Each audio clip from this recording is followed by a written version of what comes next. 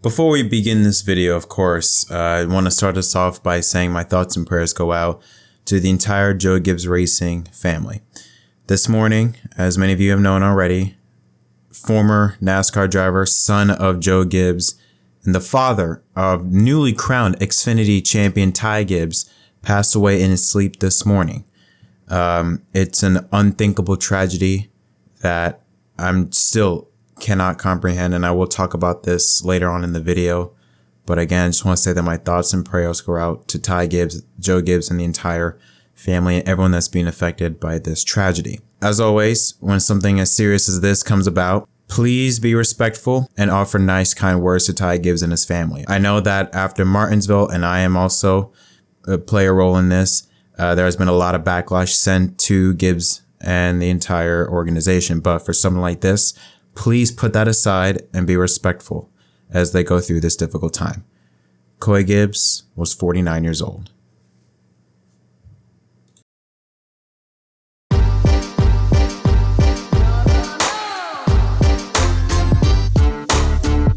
For the first time since 1969, Ford has himself a two-time Cup champion from Middletown, Connecticut.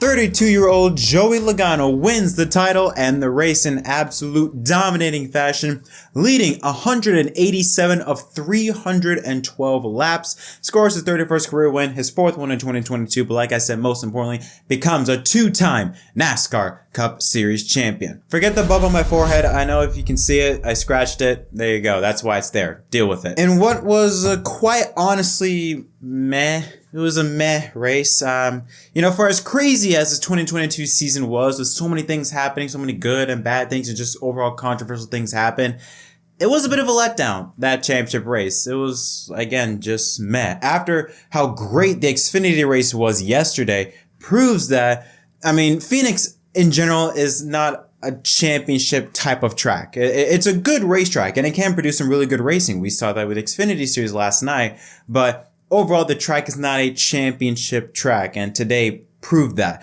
It had its moments. It had some great moments, but overall, it wasn't all that exciting. I know there are some issues with the next-gen car itself. Wasn't the right package. The short track type of, or small intermediate package is not that great, but still, overall, it was a pretty meh way to end out the season. But yeah, Logano was absolutely flying, and he was ahead of the championship Ford drivers for all but one lap.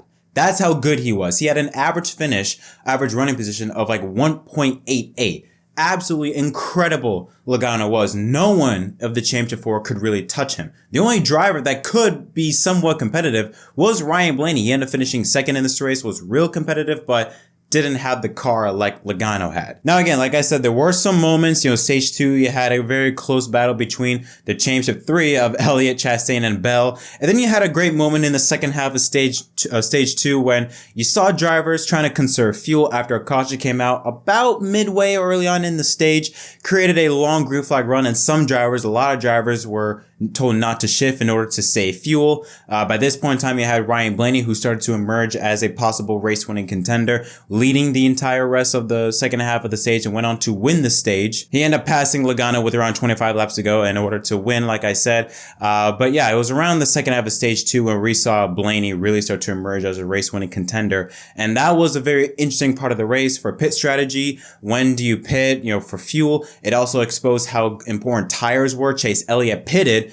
early on, near the second half of the stage. They didn't bother trying to gamble to save fuel, and they gained a lot of ground. They came in 8th, came out a lap down, mid-20s, was able to drive the way up to inside the top 10, and then had a great pit stop, gained 8 spots as well to then get them up inside the top 5. So it exposed that, hey, you can take a gamble like this, and it shows that tires are very effective. But that momentum for Chase Elliott, we're seeing as though as he could maybe emerge as a possible driver to contend with Logano. All that was gone on a restart where Chastain gets underneath Chase Elliott. Elliott throws a block. Chastain already there. Elliott spins around, smacks the inside wall, bending some part of suspension or part of the race car. They were able to fix it, but not quite 100%. And after that point, Chase O was just not the same. He ended up finishing, I believe, in the 28th position.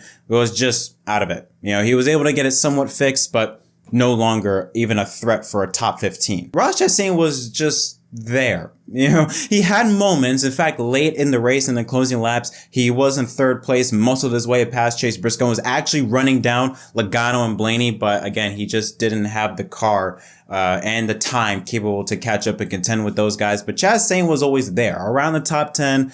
Didn't make any shining moments, didn't have the car to win, didn't have a bad car, didn't have a great car. Just, it was all right. And Christopher Bell, what happened this morning, I think a lot of people, including myself, were rooting for Christopher Bell. What happened this morning was absolutely shocking.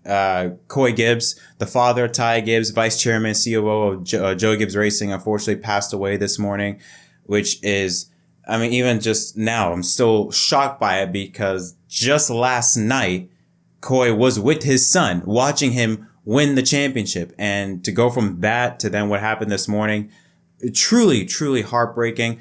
Ty Gibbs did not race in this event today. Him, Joe Gibbs, and the entire Gibbs family flew back home to North Carolina to take care of that situation.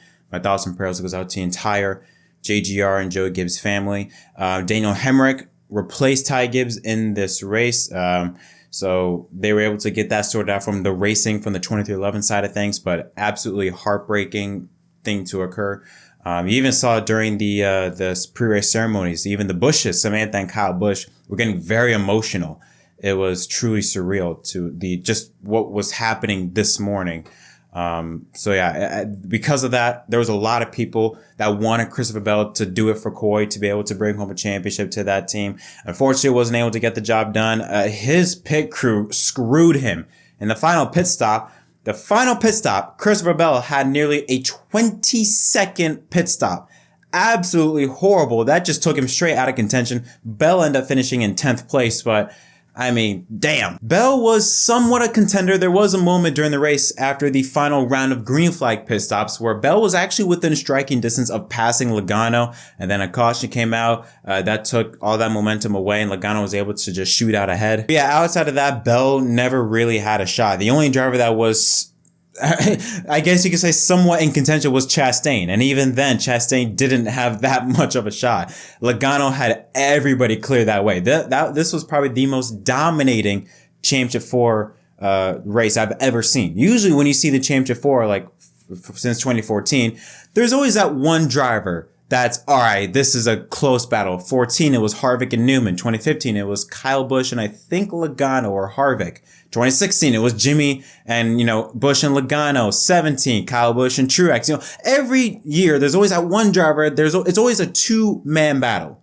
This didn't feel like that. It felt like Joey Logano and everybody else. That's how good Logano was. There was no two-man battle. Logano had everybody covered that day. And Logano was a deserving champion, had the third best average finish out of anyone in the Cup Series, so he was very deserving of it. And yeah, again, just put on one hell of a performance.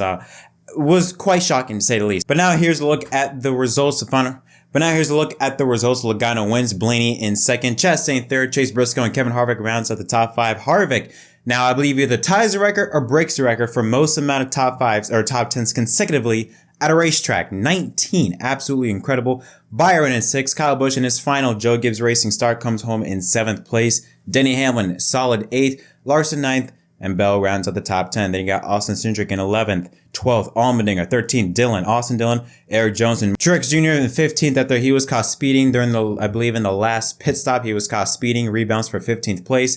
Custer 16th. Hemrick rebounds for 17th. Or replaces Ty Gibbs to come home in 17th. LaJoy, Burton, and Eric Almirola rounds out the top 20. Other notables like Bubba Wallace, 22nd. Tyler Reddick got caught up in a crash earlier in the race, 23rd. Suarez and McDowell, top 25. McDowell absolutely body slam. I don't know what happened. I don't know if it was a mistake or what, but he absolutely just drives through Alex Bowman, sending him into the inside wall.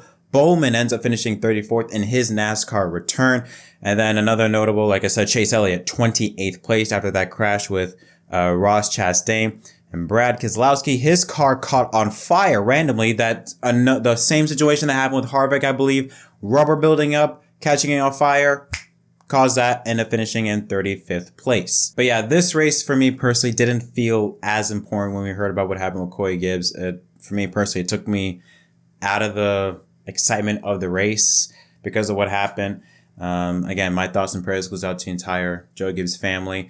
I will say it was very disgusting when I saw some of the comments on social media whenever it was first mentioned that Ty Gibbs was not racing due to a family emergency at the time. A lot of people were saying hungover, this and that. They were overall just being a bunch of POS. Absolutely disrespectful. So I just want to say that y'all are disgusting if you were one of those people. But yeah, hopefully, the Gibbs family, they're able to get through this. And it's absolutely just shocking that Joe Gibbs now has lost 2 of his sons and both died at the age of 49. It's just absolutely wild. But yeah, overall, a weird day. Just everything, all the emotions, a weird day. Meh race. I give it a 6.5 out of 10. I know we can't change about next year, but for 2024, put out a different racetrack. Homestead, Vegas, I know, or Charlotte, I don't know, put out a different racetrack, but I'm done with the championship at Phoenix. It's nice because they did all this new renovations and things like that, but for racing, I think it's best to put out a different racetrack, but that's just my opinion. But that's it for this season. Thank y'all so much for watching all of these videos throughout 2022, talking about NASCAR and race recaps. I want to point this out before I go. Thank you all for 10,000 subscribers. I wanted to say in this video, since this will be the last race recap for NASCAR in 2022, I'm absolutely blown away. When I started this in 2014, I did not think I'd have this many people that took the time out of the day to want me or to have me be the person to bring you content or to entertain you throughout your busy day. I mean, y'all have better videos, y'all have better people to watch for, I feel like, and yet y'all chose me. So thank you so much. The growth on this channel has been absolutely incredible since August. I just thank you. I don't know what else to say, but thank you to you all. And hopefully 2023, we can do some more things. I got some things I want to do, but we'll have to wait and see. We'll have to see how 2023 goes. But yeah, thank y'all so much for watching. Thank you for everything this season. Until next time, my name is Jed from MDK. We will see you on February at the LA Coliseum. Until then, congratulations to Joey Logano, your 2022 NASCAR Cup Series champion.